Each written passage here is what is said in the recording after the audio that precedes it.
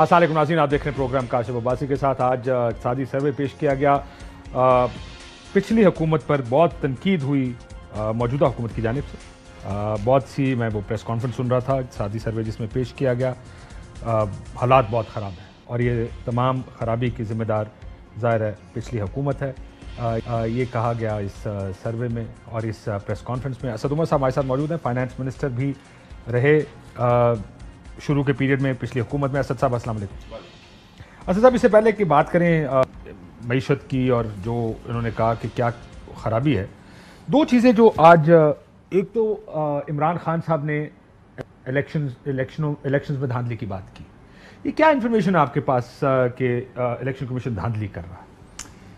دیکھیں، election commission کی تو بائس کی تو ایک نہیں 50 آپ کو ایگزامپلز مل سکتی ہیں۔ لیٹسٹ جو اس وقت انہوں نے نوٹیفیکیشن کا کیا ریزرو سیٹس والی پنجاب اسمبلی کے اندر، بلیک اینڈ وائٹ آئین لکھا ہوا ہے، اس کو نہیں فالو کیا۔ دھاندلی کی جس وقت عمران خان کی صرف بات نہیں ہے، بہت زیادہ ہوا بن رہی ہے، دو چیزوں کی وجہ سے بن رہی ہے جی۔ ایک تو حلقہ بندی جو ہو رہی ہے، اس کو تو ہم نے چیلنج کیا ہوا تھا قانونی طور پر کہ حلقہ بندی کی ضرورت تھی ہی نہیں، لیکن چلیں اگر وہ جو آپ کر بھی رہے ہیں تو ایک بہت بڑی تعداد میں ایم این ایز جو ہیں ان کے حلقے بری طریقے سے ڈسٹرب ہوئے ہوئے ہیں۔ حالانکہ پچھلی حلقہ بندی جس پہ 2018 کا الیکشن ہوا ہے وہ ضمنی مردم شماری کے اوپر ہوئے تھے جو 2017 میں تھی، اور جو حتمی مردم شماری ہے جس کی بنیاد پہ اب حلقہ بندی ہو رہی ہے اس میں قومی اور فل سٹاپ کوئی فرق نہیں جو تھا۔ ایک دم سے حلقے جو ہیں اور درجنوں حلقے جو ہیں یکسر بدل کے رکھ دیے ہیں۔ سو ایک تو اس کی وجہ سے ہو رہی ہے۔ دوسرا آپ نے بھی سنی ہوگی گونج، سوشل میڈیا بھرا ہوا ہے کہ جی میرا ووٹ جو ہے وہ یہاں تھا، اٹھا کے کہیں اور پھینک دیا، اور خاص طور پہ اس میں سے جو اہم بنی گالا میرا گاؤں ہے، وہاں سے اب F10 آ گیا ہے جہاں میں رہتا ہوں۔ اچھا، اور اسی طریقے سے ایک ہی گھر میں 6 بندے ہیں، 6 کے الگ پولنگ اسٹیشن میں چلا گیا۔ تو اس قسم کی بہت، ہم اس کے اوپر بھی ایویڈنس جمع کر رہے ہیں، ہم ڈیلیمیٹیشن پہ بھی بڑی ایکسرسائز کر رہے ہیں، لیکن یہ وجوہات ہیں جس کی وجہ سے لوگوں کو دھاندلی کا خدشہ نظر آ رہا ہے۔ خدشہ نظر آ رہا ہے یا آپ کے پاس کوئی انفارمیشن بھی ہے؟ نہیں، میں تو آپ کو بتا رہا ہوں نا کہ اچھا ان بنیادوں پر آپ کر رہے ہیں، کیونکہ یہ بہت ساری باتیں ظاہر ہے ہر الیکشن سے پہلے ہوتی ہیں کہ کیا ہو رہا ہے کیا نہیں۔ دوسرا ایک اور خبر آج آپ نے دیکھی ہوگی، مقصود چپڑاسی جن کو آپ نے وہ مشہور کر دیا، پہلے ڈاکٹر رضوان کا ہارٹ اٹیک ہوا، آج عمران خان صاحب اپنی اس میں یہ کہہ رہے تھے، اب مقصود چپڑاسی دبئی میں تھے، دبئی میں ان کو بھی ہارٹ اٹیک ہو گیا۔ Do you see a link, یا آپ کو لگتا ہے کہ بس مطلب کمال کا ہی ایک کوئنسیڈنس ہے کہ 2 مہینے ہوئے ہیں حکومت آئے ہوئے۔ سب سے پہلے جو چیف پروسیکیوٹر تھا اس کو اللہ بخشے ہارٹ اٹیک ہوا، وہ جاں بحق ہو گیا۔ پھر ایک دوسرے جو تفتیش کر رہے تھے ان کو ہارٹ اٹیک ہوا، وہ بچ گئے۔ اب جو شریک ملزم تھا اس کا انتقال ہو گیا۔ تو ہو سکتا ہے کہ یہ حادثاتی طور پہ ہو رہا ہو، لیکن بڑا عجیب و غریب ایک، جیسے میں نے کہا کہ یہ حادثہ ہے جو حکومت آتے ہی ایک دم سے ہونے شروع ہو گئے۔ So it's not a coincidence. میں آدمی طور پہ یہ نہیں کہہ سکتا کہ نہیں ہے، لیکن قانون کے اندر کہتے ہیں کہ پرائما فیسی، یعنی سرکمسٹینشیل ایویڈنس کی بات کر رہے ہیں، ہاں، کہ نظر جو آ رہا ہے اس سے سوال ضرور پیدا ہوتے ہیں۔ اور مجھے یاد ہے جس وقت کھوسا صاحب نے ججمنٹ لکھی تھی اور سسیلین مافیا سے کمپیئر کیا تھا، تو بہت لوگوں نے اعتراض کیا تھا کہ یار یہ ججز کا کام نہیں ہوتا، حالانکہ امریکہ کی، انڈیا کی ایسی بہت ججمنٹس موجود ہیں، لیکن یہ کام جب دیکھتا ہے انسان اس قسم کی چیزیں تو وہ ججمنٹ ضرور یاد آتی ہے۔ اور اس سے پہلے کہ الیکشنز پہ جاؤں، عامر لیاقت حسین صاحب کا انتقال ہو گیا، آپ کے ساتھ کراچی سے ایم این اے بھی رہے۔ آئی نو کہ وہ ایک بڑا ڈیوائیڈڈ ویو تھا عامر لیاقت حسین صاحب کے بارے میں۔ آئی مین آئی نیو ہم پرسنلی، اور آئی انڈرسٹینڈ کہ you know he was very controversial, وہ بات کھل کے اور کس قسم کی بات کرتے ہیں۔ How was your when you so it, جب آپ نے دیکھا یہ خبر؟ دیکھیں، میں عامر لیاقت اور میرا جو ہے نا نسبت وہ بڑی پرانی ہے۔ ان کے والدین جو تھے، دونوں والد اور والدہ جو ہیں، وہ میرے والد صاحب کے بہت قریبی تھے۔ یہ وہ 1977 کی جو موومنٹ ہے اس وقت سے وہ تعلقات تھے ہمارے سیاسی طور پر ایک دوسرے کے ساتھ، تو اس کی وجہ سے عامر کافی، جب ان کی ایج کم تھی اس وقت سے میرا براہ راست نہیں تھا، لیکن مجھے اپنے والد کے ذریعے کہ جی ان کی والدہ یہ کہہ رہی تھیں، میرے بیٹے وہ والیٹائل تھے ہمیشہ سے، تو ظاہر ایک نسبتاً ینگ ایج کے اندر وفات ہوئی ہے، دکھ ہوتا ہے۔ And also he's a public figure that way. بالکل ہے، تو اور کلیئرلی ٹیلنٹڈ آدمی تھا. جو بھی آپ اس کے بارے میں کہیں, بہت ساری چیزیں وہ کرتے تھے جو میں نہ کروں. آخری آپ کی کیا, ویسے I just out of curiosity I want to know کہ آپ کی آخری ملاقات کب ہوئی؟ آخری ملاقات تھی جی پرائم منسٹر کے آفس میں اور پرائم منسٹر بیٹھے ہوئے تھے. وہ انفیکٹ تصویر بہت زیادہ وائرل بھی ہوئی بیکاز اس میں ان کی جو نئی بیگم تھی وہ بھی آئی ہوئی تھی اس میٹنگ کے اندر. اس کی تصویر اس میٹنگ کی جو ہے وہ سوشل میڈیا پہ گئی اور بہت اس کے بعد وہ وائرل ہوئی تھی. تو وہ میری آخری ان کے ساتھ ملاقات تھی. اور میں کیونکہ میں چینلز پہ دیکھ رہا تھا کچھ کنٹروورشل مومنٹس ان کی یاد کر رہے تھے. آئی مین ونس somebody dies, جب ان کی ڈیتھ ہو گئی اس ٹائم کنٹروورسی کو انسان کو کوشش کر کے بھول جانا چاہیے. ہم اس تہذیب کے وارث ہیں جو کہتا ہے دشمن مرے تو خوشی نہ کریے سجنا بھی مر جانا. یہ تو کسی کے دشمن نہیں تھے, آپ کے اختلاف ہو سکتا ہے لیکن آپ سے ناراض بڑے رہے آپ کی پارٹی سے. خوش بھی ہوتے تھے ناراض بھی ہوتے تھے, مجھ سے ذاتی طور پہ بہت خوش بھی ہوتے تھے, بہت ناراض بھی ہو جاتے تھے. لیکن آپ سے ناراضگی کس بات کی تھی؟ بس وہ یہ کہتے تھے, ان کا ماننا یہ تھا کہ جو ان کا جائز مقام ہے پارٹی میں وہ میں ان کو نہیں دلوا رہا, اور کیونکہ ہماری پرانی نسبت تھی تو اس لیے ان کا ایک مان تھا کہ یہ میرے لیے کرے گا. یہ کیونکہ میں چاہتا تھا کہ میں وسیم ادامی صاحب سے بھی اگر ہو سکے بات کروں, because he had dealt with Aamir Sahab. I main because رمضان کا پروگرام ایک انٹریکشن بھی تھا ان کا, اور آئی مین ینگ ڈیتھ کو دیکھ کر ویسے ہی لوگ پریشان بھی ہوتے ہیں, کو اپنی عمر کا احساس ہوتا ہے, اپنی عمر کا بھی احساس ہوتا ہے, یہ بھی انسان دیکھتا ہے کہ کیا ہوا. Because it really shock me. I mean it was because میں جب حج پہ جا رہا تھا مجھے یاد ہے انہوں نے کہا کہ جی میرے لیے دعا کیجیے گا. اینڈ وین آئی سو, اور میں نے اپنی بیوی کو کہا بھی جب میں حج پہ گیا کہ پہلی چیز جو میرے منہ سے بیکاز ایک چیز دماغ میں وہ عامر لیاقت حسین صاحب کے لیے دعا تھی. اب اللہ ان کو جنت میں جگہ دے, یہی کہہ سکتے ہیں. آپ نے اقتصادی سروے دیکھا ہوگا, ابھی جو اقتصادی سروے حکومت کی جانب سے آیا, ریئیکشن آپ کا میں جاننا چاہتا ہوں کیونکہ آپ اکانومی دیکھ بھی چکے ہیں. What is your first view? کہتے ہیں آپ تباہ و برباد کریں گے ساری اکانومی. میں نے تو صبح ٹویٹ کیا تھا, پہلے تو اللہ کی شان میں نے کہا کہ آج مفتاح اسماعیل بیٹھیں گے اور وہ ایک کے بعد دوسرے کے بعد تیسرے کے بعد چوتھے کارنامے طریقے انصاف کے بتائیں گے. معیشت 6% سے بڑھ گئی, صنعت 7% سے بڑھ گئی, برآمدات میں ریکارڈ اضافہ ہو گیا, ایٹسیٹرا ایٹسیٹرا ایٹسیٹرا. تو یہ اللہ تعالیٰ کی قدرت ہے. اور دوسرا میں نے کہا کہ یہ جو سب کچھ لوگ سنیں گے تو ایک سوال ارشد شریف نے پوچھا تھا کہ وہ کون تھا. میں نے کہا پھر سوال تو یہ تو بنتا ہے کہ آخر کیوں, اور وہ کون تھا جس نے کیا, یہ بھی بتا. لیکن ایک بڑی انٹرسٹنگ بات کی حسن اقبال صاحب نے, کہا ایکسپورٹ کو لیپ فراگ کرنا, میں بڑی تیزی سے بڑھانا ہے ایکسپورٹ کو. 5 سال جو مسلم لیگ نون کی گورنمنٹ رہی ہے, اور اب صرف فیکٹس کی بات کر رہے ہیں, آپ کا اپنا ویو ہے ہر پولیٹیکل پارٹی کے بارے میں, کیونکہ جو بھی مجھے کہتا تھا اکانومی کے بارے میں میرا ایک بڑا ایک ویو رہا ہے کہ اکانومی اس ملک کی بڑی مشکل میں ہے اور مشکل میں ہمیشہ رہتی ہے. لیکن مسلم لیگ نون کی ایکسپورٹ 4 سال کم ہوئی پیپلز پارٹی کے دور سے جب 2013 میں ملی, اور 5ویں سال اس لیول پہ آئی جس لیول پہ پیپلز پارٹی کی ایکسپورٹ تھی. آپ لوگوں کے دور میں بڑی, وہ کہتے ہیں کہ یہ ڈالر ڈیویلویشن کی وجہ سے بڑی ہے. پہلی بات تو اسحاق ڈار صاحب کا ماننا یہ تھا کہ اگر ڈالر ڈی ویلیو ہوگی تو ایکسپورٹ کم ہو جائے گی. ان کے اپنے وزیر خزانہ تھے, اس لیے انہوں نے ڈالر ڈی ویلیو نہیں ہونے دیا. دوسرے مغربی ثقافت اور ہماری دیسی ثقافت میں نا بڑا فرق ہے. وہاں پہ لیپ فراگ کرنا جو ہے وہ ایک اچھی چیز سمجھی جاتی ہے. ہمارے یہاں فراگ کو کہتے ہیں جی ڈڈو. تو وہ ڈڈو والی پرفارمنس تو ضرور رہی کہ اسی تالاب کے اندر وہ اوپر نیچے اچھلتی رہی, اور ایکسپورٹ جو ہے 5 سال, یہ پاکستان کی تاریخ میں کبھی بھی نہیں ہوا کہ 5 سال کے عرصے کے اندر ایکسپورٹ میں اضافہ ہی نہ ہوا ہو. یہ مسلم لیگ نون چھوڑ کے گئی. یہ میرے سامنے جناب مفتاح اسماعیل کا شائع کردہ اس وقت پاکستان اکنامک سروے رکھا ہوا ہے, ذرا سن لیں وہ کیا کہہ رہے ہیں کہ اس سال کیا ہوا. As per national account data, اتنا غیر معمولی اضافہ تھا کہ ان کو یہ لکھنا پڑا کہ as per national account data, national account بھی خود ہی کیے تھے. Exports of goods and services, یعنی ہماری جو برآمدات تھیں ان کی جو اضافہ ہے وہ 39% اضافہ 1 سال کے اندر ہوا. پچھلے 10 سال میں ہماری برآمدات میں جتنا اضافہ نہیں ہوا تھا مسلم لیگ نون اور پیپلز پارٹی کے 10 سالہ دور حکومت میں, اس سے زیادہ 1 سال میں اضافہ ہوا.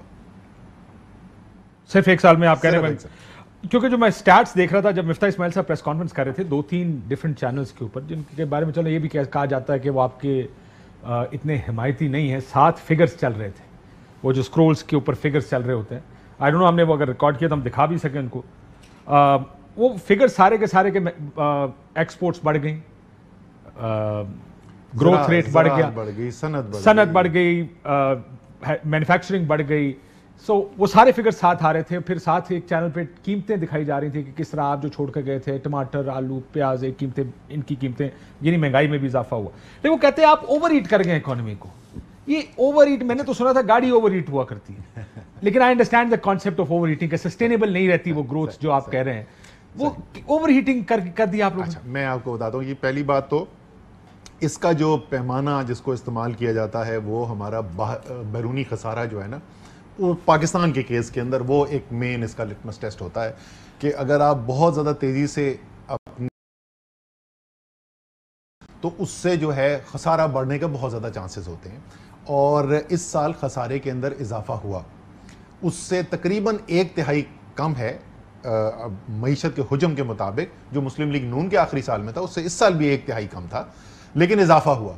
لیکن جب آپ اس کو اضافے کو دیکھتے ہیں کہ کیوں ہوا, یہ ہماری جو امپورٹس ہیں جو بڑھ گئیں, درآمدات بڑھ گئیں, کیوں ہوئی, یہ میں کیونکہ ہر مہینے کابینہ کے اندر یہ میری ذمہ داری ہوتی تھی ایز پلاننگ منسٹر کہ میں یہ ڈیٹا پریزنٹ کروں اور اس کا انالیسس کر کے بتاؤں کہ یہ کیوں ہو رہا ہے. 87% اضافہ جو ہماری درآمدات کے اندر ہوا ہے وہ صرف عالمی قیمتوں کے چڑھاؤ کی وجہ سے, اس کا معیشت کی اوور ہیٹنگ سے کوئی تعلق نہیں ہے. سو یہ الزام جو ہے نا وہ بھی بالکل درست نہیں ہے.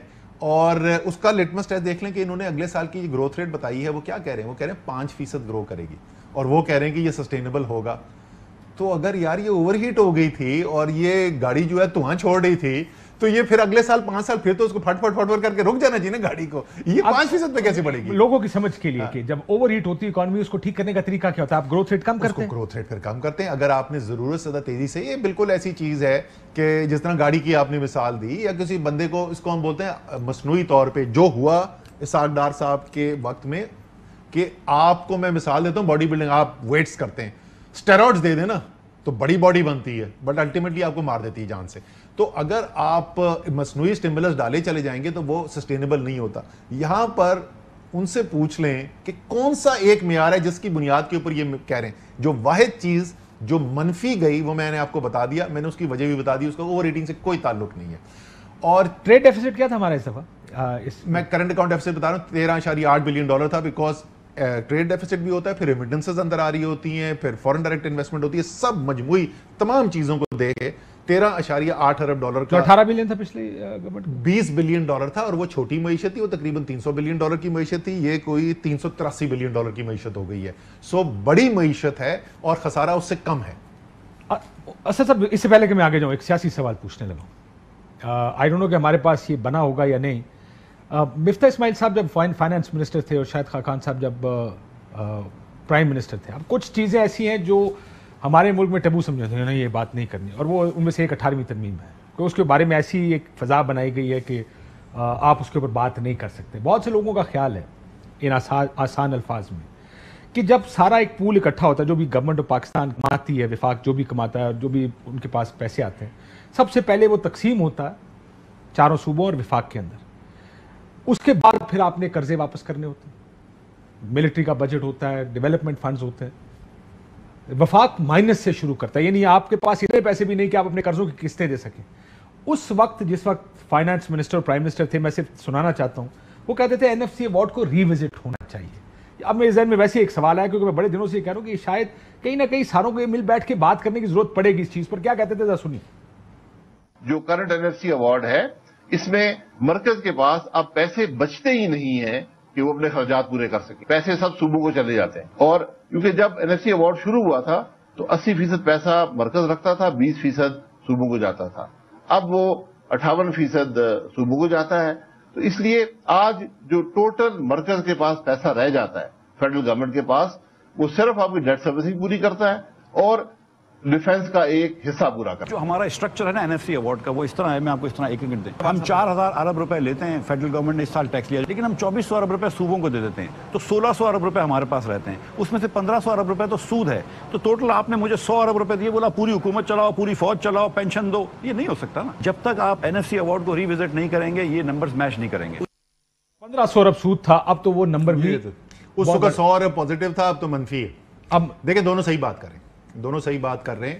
اور اس وقت صورتحال یہ ہے کہ یہ ہوا تو آپ نے 18ویں ترمیم کی وجہ سے نہیں یہ مسئلہ آیا. 18ویں ترمیم سے آپ نے اختیارات صوبوں کو دے دیے. صوبے جو ہیں وہ پہلے سے بہت زیادہ خود مختار ہو گئے. بڑی اچھی بات ہے, آپ نے طاقت کو نیچے کی سطح پہ لے کے گئے, یہ اچھی چیز ہے. وہ اور بات ہے کہ وہ صوبائی دارالحکومتوں میں رہ گئی ہے, اور وہ جو جانی تھی لوکل گورنمنٹس کے اوپر, مقامی حکومتوں کے اوپر وہاں نہیں گئی, مزید وہاں پر بھی لے کے جانا چاہیے.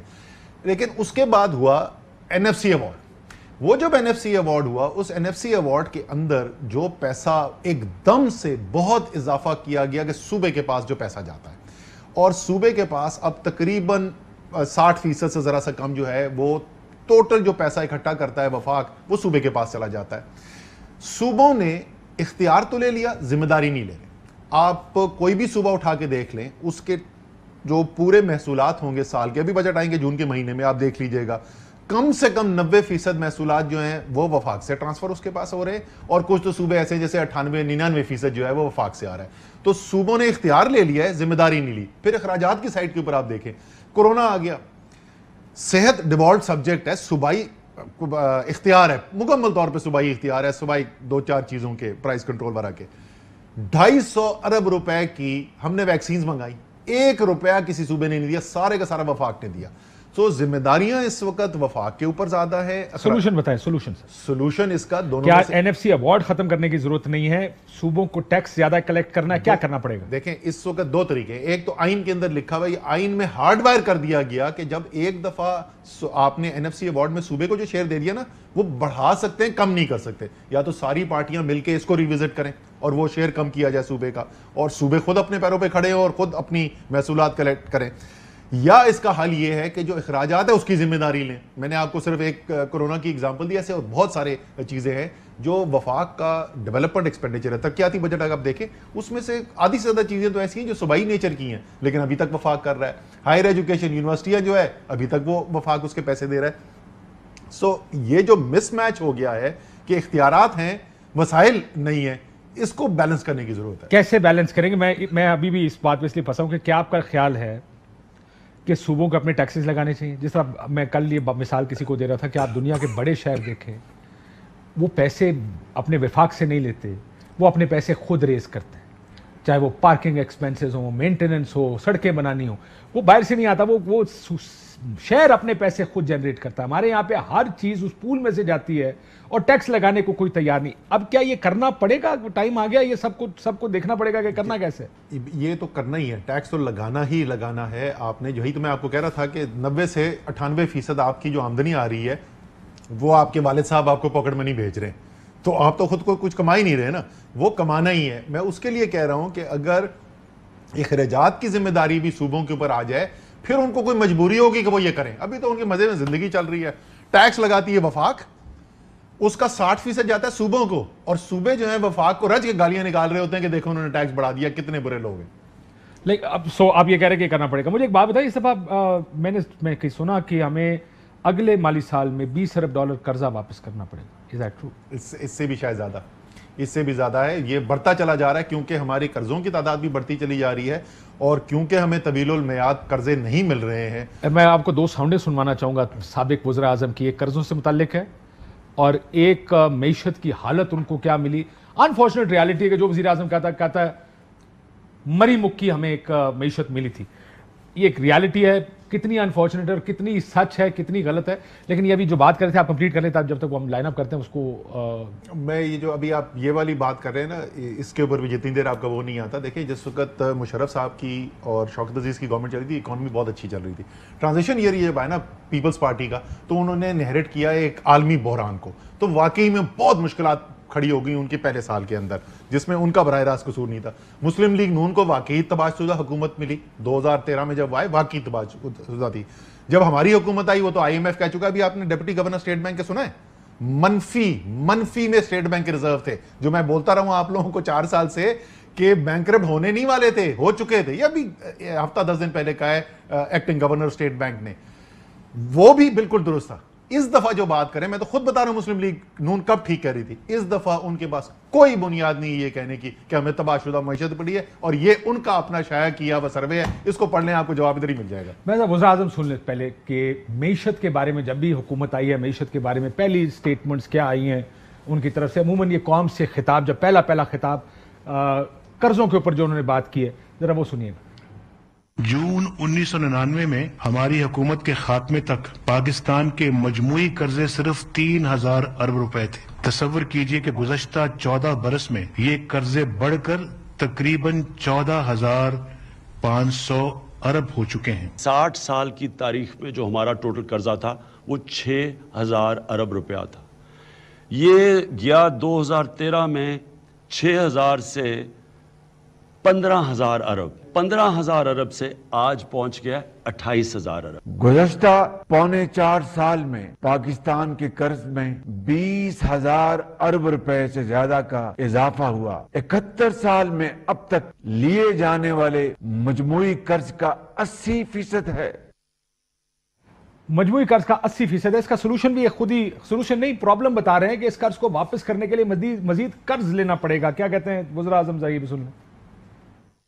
अब अलमिया ये है कि इस कर्ज की भारी किस्तें अदा करने के लिए हम मजीद कर्ज लेने पर मजबूर हैं, और ऐसा ना करने की सूरत में मुल्क खुदा न खास्ता दिवालिया हो सकता है। आज हमारे हालात ये हैं कि हम जो कर्जों के ऊपर हम सूद दे रहे हैं, उस सूद को देने के लिए हमें कर्जे लेने पड़ते हैं। कि आज हमें मुश्किल सबसे ज्यादा पड़ी हुई है कि इनका हम कैसे ये वापस करें। ये कर्जे वापस करने के लिए भी वो कहते हैं कि मजीद कर्ज लेना पड़ेगा। ये इसी वजह से कर्ज का हुजम रुकेगा नहीं। ये बड़ी तनकीद मैं सुनता हूं कि देखिए जी कर्ज इतना ले लिया, इतना ले लिया। ये तो जब अगला 20, आप कह रहे 20 अरब से ज्यादा डॉलर है, डॉलर से ज्यादा है, वो तो मजीद कर्ज लेने पड़ेंगे। ये बिल्कुल ऐसा ही है जी कि ये जो है वो जिसकी भी हुकूमत अगली आ जाए तो कर्ज का हुजम और बढ़ेगा। अच्छा, कर्ज का हुजम जो है बजाते खुद उससे आपको नहीं पता चलता उसके बढ़ने से कि ये वाकई में ज्यादा खराबी हो गई है या इतनी खराबी नहीं है। उसको देखा जाता है मईशत के हुजम के लिहाज से। एक ऑब्वियसली अगर आप को मिसाल दूं कि अगर 100 अरब का कर्जा पाकिस्तान के ऊपर है तो शायद वो बहुत बड़ी चीज हो। 100 अरब रुपए का कर्जा अगर अमेरिका के ऊपर है तो कुछ भी नहीं है, क्योंकि मईशत उनकी बहुत बड़ी है। ये रिपोर्ट्स अभी पब्लिश हुई हैं, इन्हीं की हुकूमत आने के बाद पब्लिश हुई हैं। पिछले साल 2 साल के अंदर कोविड की वजह से तमाम दुनिया के अंदर तकरीबन जो कर्ज का हुजम है मईशत की निस्बत उसमें तेजी से इजाफा हुआ, और IMF ने यह दुनिया की मईशत के लिए खतरा किया। पाकिस्तान उन चंद गिनती के ममालिक में से एक है जहां इस हुजम में कमी हुई। तो वो जो नंबर बता रहे हैं ना, वो सिर्फ नंबर ना देखें। पाकिस्तान का डेट टू GDP रेशो यानी कर्जे का हुजम मईशत की निस्बत जो है उसमें पिछले 2 साल के अंदर कमी हुई है। और दोबारा मैं रिपीट कर रहा हूं, दुनिया के गिनती के ममालिक हैं जिसके अंदर ये अचीवमेंट हुई है। लेकिन अब जब आप कर्ज बढ़ाएंगे और मजीद कर्ज लेंगे, ये कर्ज वापस $20 बिलियन तकरीबन और लेना पड़ेगा, तो वो अगर आपका जो कर्ज में इजाफा है वो आपके मईशत की जो रफ्तार है उससे कम इजाफा हो रहा है, यानी मईशत की रफ्तार जो है वो 10% बढ़ रही है और कर्ज 5% बढ़ रहा है, तो इसका मतलब आप बेहतरी की तरफ जा रहे हैं। कर्जा बढ़ रहा है लेकिन आप बेहतरी की तरफ जा रहे हैं। अगर ये रिवर्स है कि मईशत जो है उसकी बेहतरी 5% है और कर्ज 10% बढ़ रहा है, तो इसका मतलब आप दलदल में जा रहे हैं। तो हम जो है वो बेहतरी की तरफ गए पिछले 2 साल के अंदर कोविड के बावजूद। ये बहुत बड़ी अचीवमेंट है हमारी। रीशेड्यूलिंग का कोई था? नहीं, उसके अंदर कोई इसका रीशेड्यूलिंग इकोनॉमी की ग्रोथ की वजह से, इकोनॉमिक ग्रोथ हुई और फिस्कल प्रूडेंस की वजह से। एक ब्रेक ले लूं, ब्रेक के बाद एक चार्टर ऑफ इकोनॉमी की बड़ी बात हो रही है। और एक चार्टर ऑफ इकोनॉमी की बात क्यों होती है यहाँ पर, उसकी वजह यह है कि बहुत से लोगों का ख्याल है कि मईशत पर सियासत होती है। पेट्रोल बम गिर गया, सबको पता लग गया इस दफा। अब नून की हुकूमत आई तो सबको पता लग गया कि ये सख्त फैसला है। इससे पहले कहा जाता था ये पेट्रोल बम है, पहले ये महंगाई और पेट्रोल बम था, अब ये सख्त फैसला है। लेकिन ये सख्त फैसले जरूरी भी हैं। अगर आपने IMF के पास जाना है, IMF के पास जाना इटसेल्फ एक फैसला ऐसा होता है जो कि बहुत से लोगों का ख्याल है कि वो तो करना ही है। आपको मिफ्ता इस्माइल साहब पहले कह गए थे, कौन सी मईशतें IMF के पास जाया करती हैं। एक ब्रेक के बाद इसके ऊपर भी बात करते हैं। वेलकम बैक नाज़रीन, असद उमर साहब हमारे साथ मौजूद हैं, गुफ्तगू कर रहे हैं। असद साहब ये बताइएगा, मिसाक मईशत की बड़ी बात होती है और कहा जाता है कि मिसाक मईशत होना चाहिए। आपके ख्याल में होना चाहिए या नहीं? मैं आपका जवाब देता हूं। मुझे अगर आप इजाजत दें, मुझे 1 मिनट सिर्फ दें कि जरा मैं नाजरीन के लिए आज जो पाकिस्तान इकोनॉमिक सर्वे पेश हुआ है, उन्होंने पूरी प्रेस कॉन्फ्रेंस की, मैं 1 मिनट के अंदर इसकी हाईलाइट्स आपको बता दूं कि क्या क्या रहा है। 6% से मईशत की तरक्की हुई जी 1 साल के अंदर।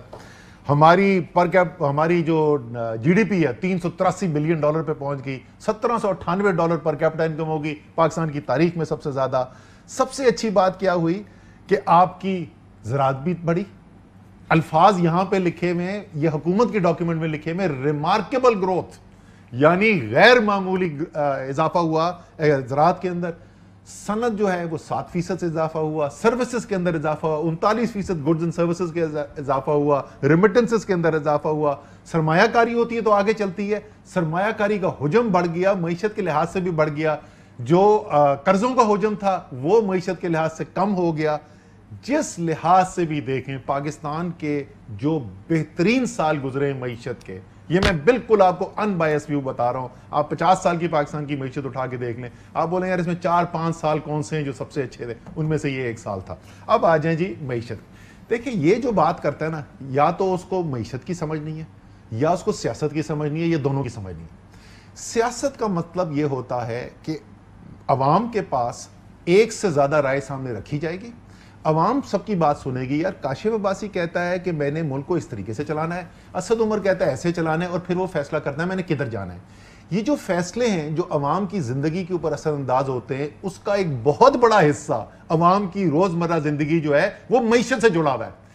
معیشت کے اوپر کنسنسس کا مطلب کہ جمہوریت ہی ختم ہو گئی. کبھی آپ نے سنا ہے کہ ریپبلکن پارٹی اور ڈیموکریٹک پارٹی میں کنسنسس ہو جائے اکانومی کے اوپر؟ کبھی آپ نے سنا ہے لیبر اور کنزرویٹو کے اندر ہو جائے؟ یہ جیسے میں نے کہا نا, یہ ایک غیر جمہوری سوچ ہے. یہ وہ لوگ جو چاہتے ہیں نا ملک کے اندر بڑا ایک آرڈر ہو اور بڑی, ہاں اچھا آرڈر والے لوگ, نہیں یہ میں بتاتا ہوں یہ کون لوگ ہیں, میں آپ کو بتاتا ہوں کون لوگ ہیں. بڑے بزنس مین, اس کے اندر ٹیکنوکریٹ ٹائپ لوگ موجود ہیں کیونکہ ان کو نوکری اس وقت ملتی ہے جس وقت غیر جمہوری سیٹ اپ ہوتا ہے. ہماری فوج کو یہ بہت پسند ہے یہ آئیڈیا. سو یہ ایک غیر جمہوری سوچ ہے بھائی. ان جمہوری سوچ کے اندر مقابلہ ہوتا ہے آئیڈیاز کا. اوکے لیٹ می پلے دی ڈیولز ایڈوکیٹ ہیئر. مساق معیشت سے مراد کیا ہے؟ مساق معیشت سے مراد یہ نہیں ہے, دیکھیں جس طرح جب آپ آئے آپ کے بارے میں مجھے کسی نے کہا کہ آپ پرائیویٹائزیشن کے خلاف ہیں یا تھے, سوشلسٹ سوچ تھی آپ کی کہ اسٹیٹ کو رن کرنا چاہیے ساری چیز کو. ایک ویو مسلم لیگ نون کے اندر بڑا پریولنٹ ویو یہ تھا سب کچھ پرائیویٹائز کرتے ہیں, سرکار کا کام نہیں ہے. دنیا میں بھی یہ ویو بہت پاپولر ہے, 70s یہ تھا نیشنلائز کرو, آج کا ویو یہ ہے. مساق معیشت کا میرے خیال میں مطلب یہ نہیں ہے کہ آپ اپنا ویو کمپرومائز کر دیں اور سب ایک جو حکومت کہہ رہی ہے وہ کریں. مساق معیشت کا مطلب یہ ہے کہ اگر پیٹرول بڑھانا IMF کی شرط ہے تو وہ پھر سرکار کو بڑھانے دیں, انلیس آپ ایک سولوشن دیں کہ جی ہمارا خیال ہے یہ روس سے لیا جا سکتا ہے 30% چیپر. لیکن اگر IMF کے پاس جانا ہے, بجلی مہنگی کرنی ہے, گیس مہنگی کرنی ہے, پیٹرول مہنگا کرنا ہے, ٹیکسز لگانے ہیں, اس کے اوپر یہ نہ ہو دیکھیں جی کتنے کیسے لوگ ہیں یہ, اور جب آپ خود حکومت میں آتے ہیں تو تب آپ بھی یہی کام کرتے ہیں. شاید یہ ویو ہے مساق معیشت کا کہ غیر ضروری غیر منطقی تنقید نہ ہو, منطقی اور جائز تنقید جو ہے جو آپ کا ویو ہے وہ تو ہونا چاہیے. دیکھیں جس طرح میں کہہ رہا تھا نا, یہ IMF کے پاس جانا ہے نہیں جانا, کس شرائط کے اوپر جانا ہے, یہ فیصلے کاغذی فیصلے نہیں ہیں. اس سے 22 کروڑ پاکستان کے عوام کی زندگی متاثر ہوتی ہے. میں بالکل بھی سوشلسٹ نہیں ہوں, لیکن میں اس میں یقین رکھتا ہوں کہ اس ملک کے حکومت کو, اس ملک کے وزیر خزانہ کو فیصلے کرنے چاہیے 22 کروڑ عوام کو سامنے دیکھ کے, سٹاک مارکیٹ کے انڈیکس کو دیکھ کے نہیں. ارب پتی بزنس مین کیا کہتا ہے بند کمرے کے اندر آ کے, کیونکہ جو بڑے بڑے طاقتور بند کمرے ہیں, چاہے وہ اسلام آباد میں ہو یا پنڈی میں ہو, وہاں پہ عام آدمی ان کی گزر نہیں ہوتا. وہاں پہ بڑے بڑے ارب پتی آ کے مشورے دیتے ہیں. جو ان کو بہتر لگتا ہے, یہ حکومتوں کا کام ان کے لیے فیصلے کرنا نہیں ہے. اس پہ میں یقین رکھتا ہوں, باقی میں تفصیل میں بحث میں نہیں پڑتا. دیکھیں یہ اس بات کو مانتے ہوئے کیا پیٹرول بم کے نعرے لگانا جو کہ عمران خان صاحب بھی آج کہتے ہیں ہماری حکومت ہی مہنگائی کا مائک لے کر سارے اینکر چلے جاتے تھے, میں آپ کو واز دیٹ انفیئر کرٹیسزم یا فیئر کرٹیسزم؟ میں آپ کو مثال دیتا ہوں کہ کیا فیئر ہو سکتا ہے اور کیا انفیئر ہو سکتا ہے. دیکھیں پیٹرول کی مثال لے لیں. پیٹرول کی قیمت کے اندر کیا کیا عنصر شامل ہوتے ہیں جی؟ اس کے اندر شامل ہوتا ہے عالمی منڈی کے اندر قیمت, اس کے اندر شامل ہوتا ہے کہ روپے کی ڈالر کے اگینسٹ قدر کیا چل رہی ہے, اور اس کے اندر شامل ہوتا ہے کہ حکومت ٹیکس کتنے لگا رہے ہیں. اس کے اندر پہلی چیز پہ حکومت کا کوئی کنٹرول نہیں ہے. دوسری چیز کے اوپر حکومت کی پالیسیوں سے فرق پڑ سکتا ہے, لیکن اس میں کئی دفعہ ایسے ہوتا ہے کہ اپنی حکومت کی پالیسی کی وجہ سے فرق آتا ہے, کئی دفعہ یہ ہوتا ہے کہ پہلے کیونکہ غلط پالیسی چل رہی تھی تو آپ کو ایڈجسٹمنٹ کرنی پڑتی ہے. تیسری چیز مکمل آپ کے کنٹرول میں.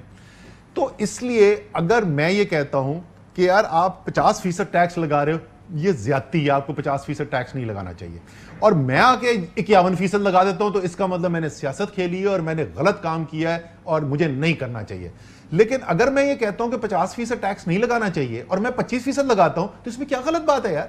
آنکھ سو واٹ اگر آئی ایم ایف کہتا ہے, آئی ایم ایف آخر میں ایک اینڈ رزلٹ چاہتا ہے, اس راستے تک کیسے پہنچنا ہے, اور یہ معیشت کی کتاب کا پہلا چیپٹر ہے. آپ وہ سب سے مشہور جو معیشت کی ٹیکسٹ بک گزری ہے نا, سیملسن صاحب, پال سیملسن تھے, MIT کی ان کی کتاب ہے, اس کا پہلا صفحہ یہ کہتا ہے کہ معیشت جو ہے وہ ٹریڈ آف کا نام ہے, یعنی ایک لوگ ہے تو دوسرا کو چھوڑنا پڑتا ہے. اور اس کی بہترین مثال وہ دیتا ہے مکھن اور بندوقوں کی, کہ اگر آپ نے معیشت کے اندر مکھن زیادہ چاہیے نا تو بندوق کم کرنی چاہیے ایک ایسی اکانومی کے اندر جس میں صرف یہ دو چیزیں ہوتی ہیں. سو یہ ٹریڈ آفس ہوتے ہیں, یہی چوائسز ہیں, یہ پولیٹیکل چوائسز ہیں. کیوں ہیں؟ کیونکہ اگر مکھن زیادہ ہوگا تو فائدہ کسی اور کا ہوگا, اگر بندوقیں زیادہ ہوں گی تو فائدہ کسی اور کا ہوگا, اگر میں ٹیکس پیٹرول پہ زیادہ لگاؤں گا تو نقصان کسی اور کا ہے, اگر میں ٹیکس کسی اور چیز کے اوپر لگاتا ہوں تو نقصان کسی اور کا ہے. یہی تو ساری سیاست ہے میرے بھائی. اور یہ سیاست آپ کے خیال میں ابھی تک جیسے ہو رہا ہے ٹھیک ہو رہا ہے؟ نہیں, میں یہ کہہ رہا ہوں کہ ہو سکتا ہے ہم نے کوئی ایسی تنقید کی ہو جو بجا تنقید نہ ہو سکتا غلط تنقید ہو, بٹ میں یہ کہہ رہا ہوں کہ یہ کہہ دینا کہ تنقید ہی نہیں کرنا چاہیے, کہ جو مرضی تم کرتے چلے جاؤ. I don't think مساک معیشت کا میری ڈیفینیشن وہ ہے. سر یہ جو مساک معیشت, آپ تو اور ڈیفینیشن بتا رہے ہیں نا, آپ آرڈر والی ڈیفینیشن بتا رہے ہیں. میں کوئی بھی حکومت آئے تو وہ ایک ہی ڈائریکشن کے اندر چلتا ہے. That's not what I meant. Privatization کے بارے میں آپ لوگوں کا کیا خیال ہے؟ دیکھیں, پرائیویٹائزیشن کے اوپر میں اپنا ویو اب آپ کو بتا دیتا ہوں. میرا ویو کیا اور میں نے ریکمینڈ کیا گیا, میں نے کبھی بھی یہ نہیں کہا تھا کہ پرائیویٹائزیشن نہیں کرنی چاہیے. مسلم لیگ نون کی حکومت, چلے پیپلز پارٹی تو کہتی تھی پرائیویٹائزیشن نہیں کرنی چاہیے نا, مسلم لیگ نون کی حکومت تو کہتی تھی نا پرائیویٹائزیشن کرنی چاہیے. آلموسٹ 2/3 میجورٹی تھی, کوئی روکنے والا نہیں تھا. 3.5 سال ایک اچھا پرائیویٹائزیشن کا وزیر تھا محمد زبیر, آپ نے شاید ان کا نام سنا ہو, بڑے اچھے وزیر تھے پرائیویٹائزیشن کے. 3.5 سال کے اندر ایک نون لیگ کے تھے, جی نون لیگ کے تھے, ہیں ابھی بھی, ایک پرائیویٹائزیشن کی ٹرانزیکشن ہوئی تھی, ایک ٹرانزیکشن, شیئر بیچنے کی نہیں بات کر رہے جو پہلے سے پرائیویٹائز تھے, نئی پرائیویٹائزیشن ایک ہوئی تھی, اور وہ بھی ایک چھوٹا سا فارم تھا. ہماری حکومت میں, مجھے چھوڑ دے, میرے 8 مہینے چھوڑ دے, اس کے بعد حفیظ شیخ تھا نا, پرائیویٹائزیشن میں یقین کرتے تھے کتنی پرائیویٹائزیشن ہوگی. میرا کہنا صرف یہ تھا کہ بھائی ضرور پرائیویٹائز کر دینا, یہ راتوں رات نہیں ہوں گے. آپ کے پاس جو اثاثے رکھے ہوئے ہیں, یہ اثاثے 10 سال 15 سال آپ کے پاس رہیں گے, تو 15 سال ایسے ہی رہنے دیں. اصل سوال جو میں نے لوگوں کے سامنے, جو میرا ریفارم پروپوزل تھا, کیا یہ 10 سال پاکستان کے عوام کے لیے بہتر ہے کہ یہ بیوروکریٹس کے اور سرکاری بابون کو چلائیں, جوائنٹ سیکٹری اور ایڈیشنل سیکٹری جن کا کوئی اس سے بیک گراؤنڈ نہ ہو, کیا وہ ان کے اوپر بیٹھے ہوئے اور ادھر سے منسٹری سے فیصلے ہو رہے ہو, یا ان کے اوپر ایسے پروفیشنل لوگ بیٹھے ہوئے ہوں؟ وہی سرمایہ کا آئیڈیا تھا, ٹاپ ناچ کارپوریٹ پروفیشنلز کو لے کر آئیں, ان سے مینیج کروائیں. اگر آپ پرائیویٹائزیشن بھی کرنا چاہتے ہیں نا تو بہت زیادہ تیز پرائیویٹائزیشن ہو سکتی ہے, کیونکہ ان کا ویسٹڈ انٹرسٹ کوئی نہیں ہے. میں صرف اس لیے, وہ جب میں واپس ایک نقطہ ویسی میثاق معیشت پر, آج مفتاح اسماعیل صاحب نے کہا کہ ایسے ریفارمز لائیں گے جو IMF کو بھی پسند ہوں گے, اور مجھے وہ یاد آ گیا, وہ اسی اسمبلی میں PTIMF بجٹ, IMF کے بندے نامنظور, اس طرح کی چیز ہے جس کی وجہ سے مفتاح اسماعیل صاحب کی خدمت میں شعر حاضر ہے. علامہ اقبال کا شعر ہے, یہ میں نہیں کہہ رہا. پانی پانی کر گئی مجھ کو کلندر کی یہ بات, تو جھکا جو غیر کے آگے, نہ من تیرا نہ تن. خدا کا واسطہ IMF کو خوش کرنے والے فیصلے کریں گے بھائی, وہ فیصلے کریں جو پاکستان کے عوام کو خوش کرنے کو ہیں, اور ساتھ اگر آپ کو IMF پروگرام بھی چلانا پڑے تو چلائیں, لیکن فیصلے وہ کریں جس سے پاکستان کے عوام خوش ہوں. کیا IMF آپ کو اتنا سپیس دیتا؟ IMF چوائسز بالکل دیتا ہے. یہ بالکل درست نہیں ہے کہ IMF آپ کو بالکل جکڑ دے. لیکن اس دفعہ تو انہوں نے کہا کہ پیٹرول بڑھا کے آئیں گے تو IMF کا پروگرام کنٹینیو ہوگا, ورنہ نہیں ہوگا. یہ تو جو کمرے میں بیٹھا ہوا تو وہی بتا سکتا ہے. آپ کو نہیں کہا انہوں نے؟ میں تو فلور آف دا ہاؤس, آپ کو یاد ہے میری 2019 کے بجٹ کی سپیچ, میں نے تو آپ کو 5 جو بڑے فیکٹرز تھے جن کے اوپر IMF کے ساتھ مذاکرات کے اندر ہم ٹائم لگا رہے تھے, میں نے آپ کو ایک ایک فیکٹر بتایا. بجلی پہلے وہ کتنی مانگ رہے تھے, کتنے کے اوپر فائنل ہوئی, گیس کتنی مانگ رہے تھے, فائنل کتنی ہوئی, روپے کی قدر کی کیا بات کر رہے تھے, آخر میں کہاں پر پہنچے, ٹیکسز کتنے لگانے تھے, اس کے ہر چیز کے اوپر آپ کو کیس اپنا آرگیو کرنا پڑتا ہے, اپنا کوئی اسٹریٹجی دکھانی پڑتی ہے, کوئی آلٹرنیٹ دکھانا پڑتا ہے. ٹھیک ہے, آخر میں سیاست کیا, اگر میں 3 منٹ رہ گئے, میں سیاست کے بغیر اگر چلا جاؤں تو زیادتی ہوگی. لانگ مارچ آ رہا ہے؟ لانگ مارچ بالکل آ رہا ہے. دھرنا ہوگا؟ دھرنا ہوگا یہ نہیں ہوگا, یہ بھی چیئرمین صاحب فیصلہ کریں گے, عمران خان فیصلہ کریں گے. کب تک کی آپ کی ایکسپیکٹڈ ڈیٹ ہے, کیونکہ کہا تھا کہ کر دیں گے لیکن نہیں ہو رہا؟ میرے خیال میں چند ہفتوں کے اندر ہو جائے گا. کو مذاکرات چل رہے ہیں پنڈی سے؟ جہاں تک مجھے پتہ نہیں چل رہا. آپ تو ایسا نہیں ہوں گے مذاکرات, آپ تو 12ویں کھلاڑی اور انجرڈ ہوتا ہے. میں تو انجرڈ آپ تو ہمیشہ کہہ دیتے ہیں مجھے انجرڈ کھلاڑی, مجھے زخمی کھلاڑی سمجھے. مجھے تو ویسے ہی ان مذاکرات کا حصہ نہیں ہونا چاہیے, بیکاز آپ کو پتا ہے میں تو ہمیشہ ٹی وی پہ بند کمرے میں جب بھی پوچھیں گے یہ کام سیاستدانوں کے کرنے کے سیاستدانوں کو کرنے چاہیے. آپ کی کچھ ایم خواتین ایم این ایز اور ورکرز آج اسمبلی کا گیٹ کے اوپر چڑھے, اسمبلی کے اندر انٹر ہوئے. آپ لوگ تو مستعفی تو ہو چکے خیر اسمبلی سے, کیا وجہ بنی اس کی؟ وہ پاکستان کے شہری ہیں, وہ احتجاج کرنے گئے تھے کہ یہ اسمبلی کر کیا رہی ہے, یہاں پہ پاکستان کے عوام کے اوپر مہنگائی کا پہاڑ توڑ دیا ہے, تو احتجاج کرنے گئے تھے. ای وی ایم اور الیکشن ریفارمز کے اوپر میں نے اس کے اوپر بھی انہوں نے بات کی کہ پاکستان کے عوام کے نمائندے تو ہیں, ایم این اے ہوں یا نہ ہوں. الیکشنز ملتے نظر آ رہے ہیں آپ کو؟ میرے خیال میں جی, میرا ماننا یہ ہے کہ آخرکار مسلم لیگ نون کب تک یہ اپنی سیاسی قیمت ادا کرتی پڑی. میرا خیال ہے آپ بھی انتظار کر رہے ہیں کہ یہ انفلیشن کک ان کرے. یہ گرنی ہے حکومت, یہ مسلم لیگ نون خود گرائے گی, آپ دیکھ لینا. یہ سیاسی قیمت جتنی ان کی بڑھتی چلی جا رہی ہے, کسی نہ کسی وقت پارٹی کے اندر یہ جو ہے نا فیصلہ ہونا ہے کہ بھائی جو مرضی جو کچھ بھی کہتا ہو, جو مرضی گارنٹی دے رہا ہو, اب یہ سیاسی قیمت ہم نہیں چکا سکتے. یہ آج کول کی بات کر رہے تھے, مجھے کسی نے کہا کہ کول کی بجلی جو چیپسٹ الیکٹریسٹی تھی پاکستان میں, وہ اب 39 روپے یونٹ پڑ رہی ہے, ہمیں کاسٹ کر رہی ہے. وہ اس لیے کہ پہلے کوئلہ ہم استعمال کرتے تھے اپنا.